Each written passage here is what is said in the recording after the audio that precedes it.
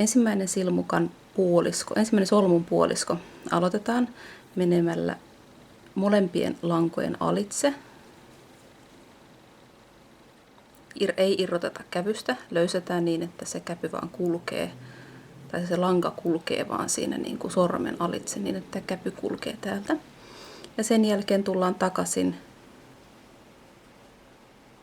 tämän kiristetyn langan ylitse, käpylangan alitse. Löysätään täällä lankaa sen verran, että saadaan siirrettyä se solmu tältä langalta tälle langalle. Toinen puolisko solmusta tehdään niin, että mennään molempien lankojen ylitse niin, että ei jälleen irroteta kävystä ja palataan alakautta. Ei irroteta kävystä.